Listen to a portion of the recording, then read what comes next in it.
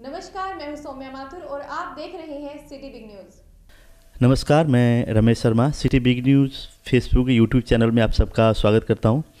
अभी हमारे साथ हैं महावीर प्रसाद जी, भारतीय जनता पार्टी के वरिष्ठ नेता व राष्ट्रीय मीडिया प्रभारी। इनसे जानते हैं कि लोकसभा चुनाव को लेके किस तरह का पूरे देश में और हरियाणा में क्या माहौल है भारतीय जनता पार्टी की उसमें। तो महावीर जी, आपका सिटी बिग न्यूज़ में स्वागत है। धन्यवाद।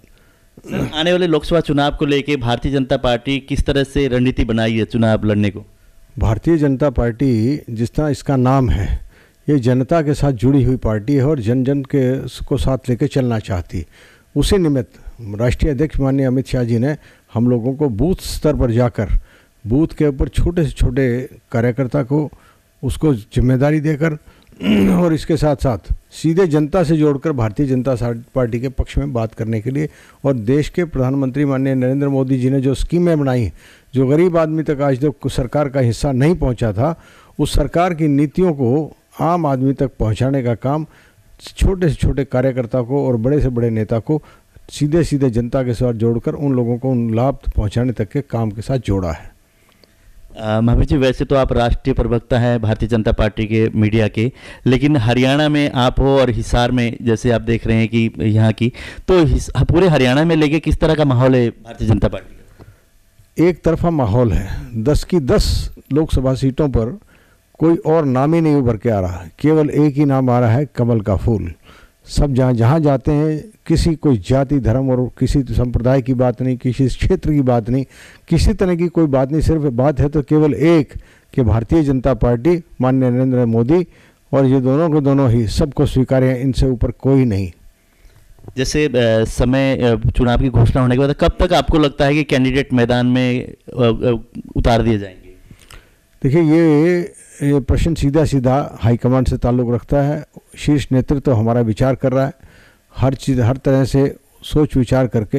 हाँ, केवल मैं इतना बताता हूँ कि इतना इस बार जो है, जैसे पहले 5 साल की सरकार में माननीय नरेंद्र मोदी जी ने गंदगी को साफ़ किया, सफाई अभियान पर जोर दिया, और इसी तरह से राजनीतिक गंदगी है उसको साफ़ करने के लिए पूरा ध्यान से काम किया जा रहा है।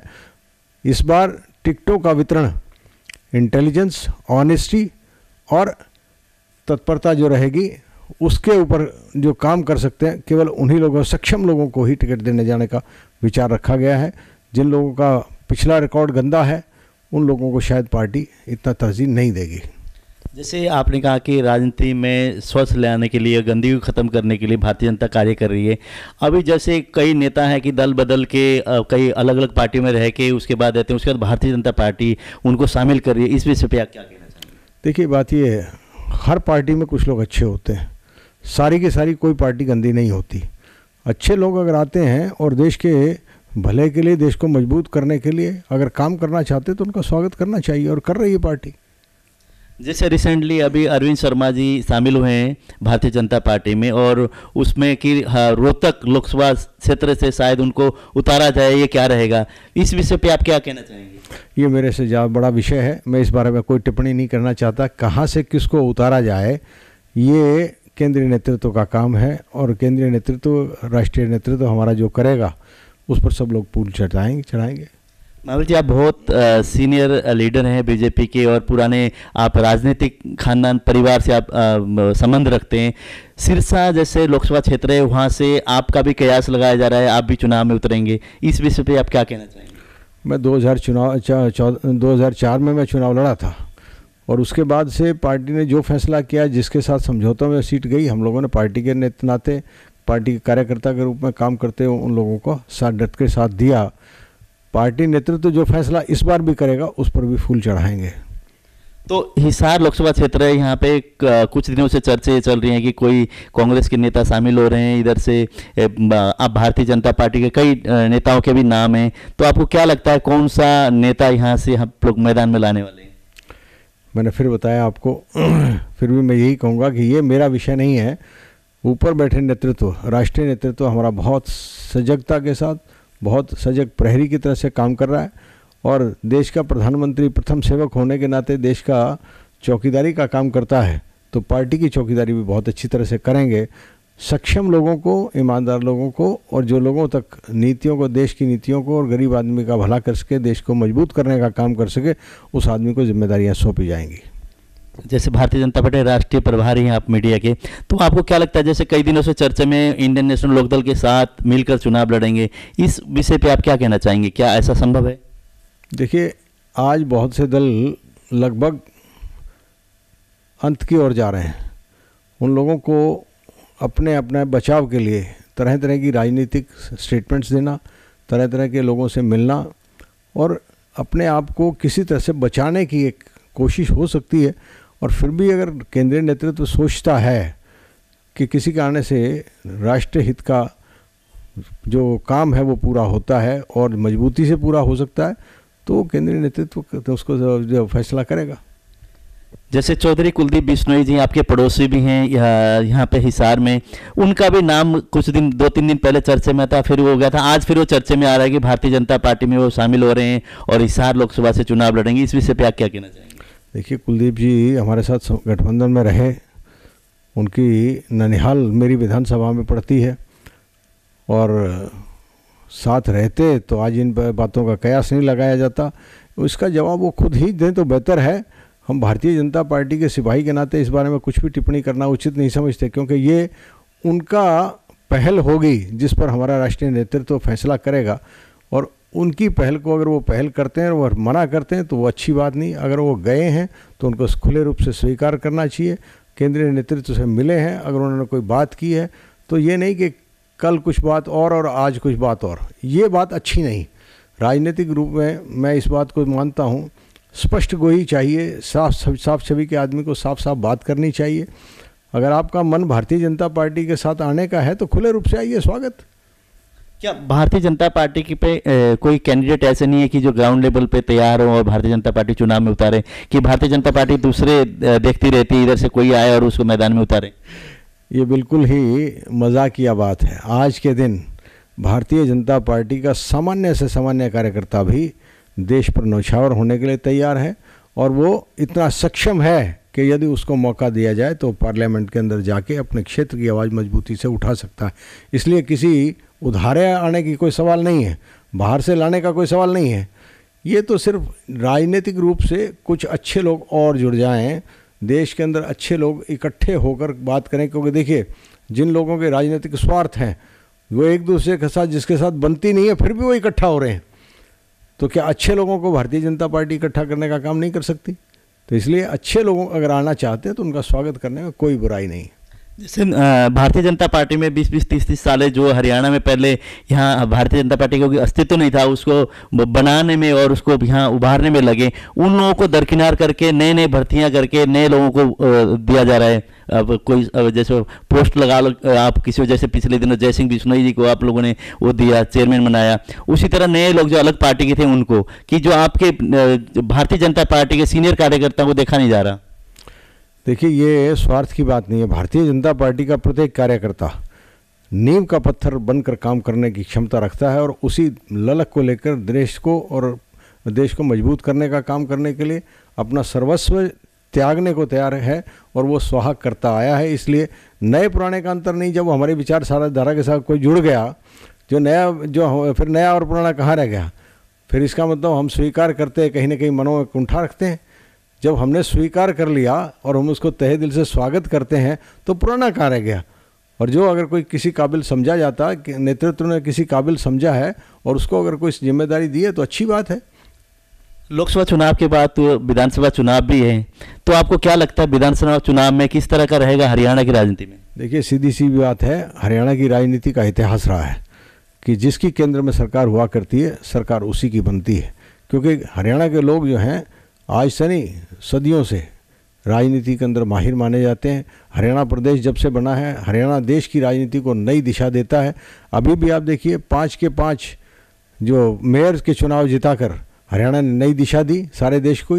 बहुत भ्रांतियां थी, उसको मिटाया। जींद का उपचुनाव हुआ, जींद के उपचुनाव में इतनी भारी मतों से जिताकर भारतीय जनता पार्टी के कैंडिडेट को उन्होंने विधानसभा में भेजकर एक नया रिकॉर्ड बनाया है। देश का जो अपने आप को बहुत बड़े प्रवक्ता के रूप में और आने वाले भावी मुख्यमंत्री के रूप में कांग्रेस जिसको पेश करती थी, वो मात्र 500-400 वोटों से ही अपनी जमानत बचा सके। तो इसलिए भारतीय जनता पार्टी की नीतियाँ सब लोगों को स्वीकार हैं और भारतीय जनता पार्टी कार्यकर्ता निष्ठ पार्टी है और मजबूत करने के लिए देश के लिए कुछ भी अगर इनको सही लगता है वो करने में गुरेज नहीं करती। इसलिए कोई प्रश्न नहीं है किसी दूसरी पार्टी का कोई राज आए। देश की और प्रदेश की जनता मन बना चुकी है माननीय नरेंद्र मोदी जी को देश का प्रधानमंत्री और मनोहर लाल खट्टर जी के कार्यकाल में जो निष्पक्ष रूप से और स्पष्ट रूप से जो काम हुए हैं उसके लिए लोगों का मन बना हुआ है कि वो लोग हरियाणा में भी भारतीय जनता पार्टी और माननीय मनोहर लाल जी को दोबारा मुख्यमंत्री बनाएंगे। आपको क्या लगता है जेजेपी और इनेलो का हरियाणा में क्या रहेगा आने वाले टाइम में? जेजेपी और इंडियन नेशनल लोकदल पहले तो आपस में फैसला कर लें इनने आपस में किसके साथ क्या करना है। और रही कांग्रेस की बात, तो कांग्रेस के बारे में हमें सोचने की ज़रूरत नहीं। उनका नेतृत्व ऐसा बहुत कुछ करता है जो जनता देखती है और फैसला जनता कर देगी। तो विधानसभा चुनाव में बीजेपी के कितने सीट का अनुमान लगा रहे हैं आप? अभी पीछे मुख्यमंत्री जी ने बड़े सहज लहजे में कहा था कि जब मैं 70 सीटों का कहा करता था तो मेरे साथी कई बार कहा करते कैसे होगा, अब वही लोग कहते हैं कि नहीं जी 75 आएंगी। तो इसलिए हम तो 75 से भी ज़्यादा मानते हैं, क्योंकि ऐसा मुख्यमंत्री और ऐसी सरकार किसी ने सोची नहीं थी। आज नौकरियों का सवाल जब आता है तो आप देखिए कि कहीं किसी की कोई सिफारिश नहीं चलती, वरना तो सिवाय सिफारिशों के और करप्शन के कोई बात ही नहीं होती थी। गरीब के बच्चे को कहीं नौकरी नहीं मिलती थी। आज मेरिट के आधार पर निष्पक्ष रूप से नौकरियां दी जा रही हैं। किसी भी क्षेत्र का विकास के लिए, चाहे वहाँ से विधायक अपोजिशन का जीता या भारतीय जनता पार्टी का, मुख्यमंत्री जी के पास जो भी कोई डिमांड गई है उसके खुले रूप से स्वीकार करते हुए, कोई भी डिमांड ना छोड़ते हुए खुले रूप से पैसा दिया है। और आज तो मैं नरवाना गया था तो नरवाना के अंदर भी ये बात खुलकर सामने आई कि नरवाना के अंदर इतना पैसा आया है, सरपंचों के पास पैसा है, जगह नहीं है लगाने के लिए, इतना पैसा आया है। एक एक गांव में 3-3 करोड़ रुपए, कभी सोचा नहीं था। ऐसा मुख्यमंत्री और ऐसी सरकार क्या लोग छोड़ेंगे? लोग बहुत समझदार हैं जी, हरियाणा के इतने समझदार लोग हैं। वो अब हर बच्चा किसी भी बिरादरी के आदमी से बात कर लो, ये जात पात की राजनीति करने वालों लोगों को धरती दिखाई देगी। इस बार ज़मीन तलाश करनी पड़ेगी कहाँ पाँव रखे हैं, क्योंकि किसी आदमी को भी किसी भी तरह से बरगलाया नहीं जा सकता। आज मुझे खुद जांगड़ा परिवार के लोगों के, उनकी एक खाप पंचायत है, उस पंचायत के अंदर मुझे बैठने का मौका मिला। उन्होंने कहा जी कि मुझे इस बात की खुशी है, उसने कहा खुले रूप से कहा कि मैं इंडियन नेशनल लोकदल का कार्यकर्ता हूँ और मैं जिम्मेदार अधिकारी हूँ, लेकिन आपको मैं स्वीकार करता हूँ इस बात पे कि इस बार हरियाणा की सरकार ऐसी सरकार रही है जी। मेरे पड़ोस के 2 गरीब आदमी के बच्चे थे, मजदूरी करते हैं उसके माँ बाप, उसके दोनों के दोनों बेटे होनहार बेटे थे, मजदूरी करके उसने पढ़ाए थे और पहले ही चांस में वो जो है दोनों सर्विस पा गए। ऐसी सरकार कहता जी मैं तो खुद उसको वोट दूंगा, चाहे हमारा किसी से जुड़ाव रहा, लेकिन आने वाले समय में हम लोग खुले रूप से माननीय मनोहर लाल जी को और नरेंद्र मोदी जी को ही देखना चाहते हैं। सिरसा लोकसभा सीट से आप कौन से नंबर पे मानते हैं अपने आप को? ये मेरे मानने की बात नहीं है, ये केंद्रीय नेतृत्व के मानने की बात है, जिसको वो सक्षम समझेंगे। अभी सारे 1 नंबर पे हैं, कोई 2 नंबर पर नहीं। आपकी इच्छा है चुनाव लड़ने की? अगर केंद्र कहेगा तो मैं ज़रूर लड़ूंगा। जब 2004 में चुनाव लड़ा तब भी तो हम चुनाव केंद्र के नेतृत्व के आदेश पर लड़े थे। तो इस बार भी मन है? मन है, क्यों नहीं है मन? राजनीति में क्या मन क्यों नहीं होगा, और क्यों ना हो? कोई साधु सन्यासी तो है नहीं। राजनीति में आप अंदाज़ा लगाइए, मैंने इतने चुनाव लड़े हैं और उस समय में चुनाव लड़े जब भारतीय जनता पार्टी एक ऐसे दौर से गुजरी थी जब हम लोग उठने के प्रयास कर रहे थे।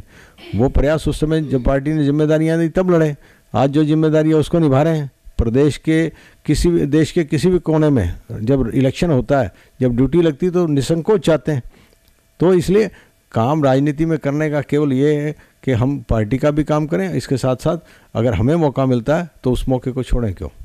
जैसे राष्ट्रीय अध्यक्ष अमित शाह जी ने कहा था कि हिसार, सिरसा, रोहतक की अहम सीटें, बाकी सीट में इतना ध्यान नहीं दिया जा रहा, तो आपके सामने अगर आपको भारतीय जनता पार्टी टिकट देती है सिरसा में तो आपके सामने भी चुनौती होगी? देखिए आज के दिन मैं खुले रूप से स्वीकार करता हूँ इस बात को कि सिरसा के अंदर कोई चुनौती नहीं है। सिरसा लोकसभा क्षेत्र हम हो सकता है सबसे बड़े मार्जिन से जीते। बाकी सीटों के मैं इतना ज़्यादा इसलिए नहीं कह सकता क्योंकि मैं वहाँ पे काम कर चुका हूँ। वहाँ पे जो मेरे साथी हैं 2004 से आज तक जिन लोगों के साथ मैं जुड़ा हुआ हूँ उन लोगों से बात होती है खुले रूप से। एक ही बात हम लोग बात करते हैं, पार्टी का कैंडिडेट कोई आए इतने भारी बहुमतों से जिता दो कि सिरसा को लगे कि वाकई सिरसा आज़ाद हो गया। जैसे सिरसा में चौधरी ओम प्रकाश चौटाला जी का निवास स्थान भी, उनका गढ़ भी माना जाता है। अब दोनों पार्टी में फाड़ होने का, जैसे जेजेपी और इंडियन नेशनल दो फाड़ में बट गए, उसका बेनिफिट भी आपको मिलेगा? देखिए, सबसे बड़ा बेनिफिट तो आज ये हुआ कि लोगों को ये जच गई है कि अब इंडियन नेशनल लोकदल और जेजेपी की सरकार बनने वाली नहीं है। सिरसा के आम आदमी के दिमाग पर बहुत बड़ी दहशत हुआ करती थी कि अगर कहीं मुख्यमंत्री बन गए तो जो इनका तांडव था वो सब लोग जानते थे, इसलिए कोई विरोध नहीं करता था, डरते हुए लोग वोट दिया करते। तो अब तो खुले रूप से बोल रहे हैं कि पहली बार सिरसा आज़ाद हुआ है, इस बार कोई चूक नहीं होगी। इसलिए भारतीय जनता पार्टी इस बार सबसे बड़े मार्जिन से, मैं दावे के साथ कह सकता हूँ, सिरसा की सीट सबसे बड़े मार्जिन के साथ जीतेगी और यही प्रयास हम लोग कर रहे हैं। ये थे महावीर प्रसाद जी, राष्ट्रीय मीडिया प्रभारी भारतीय जनता पार्टी। इन्होंने कहा कि अगर सिरसा सीट से इनको भारतीय जनता पार्टी मैदान में उतारती है तो हरियाणा में सबसे ज़्यादा मतों से वहाँ से विजय होकर ये सीट भारतीय जनता पार्टी की झोली में जाएगी। Mahavir ji, city big news से बात करने के लिए तहे दिल से शुक्रिया। धन्यवाद, आपका बहुत बहुत धन्यवाद। City big news Facebook YouTube channel के लिए सौम्या माथुर के साथ मैं रमेश शर्मा। अपने आसपास की खबरों की जानकारी के लिए देखते रहिए सिटी बिग न्यूज़। नमस्कार।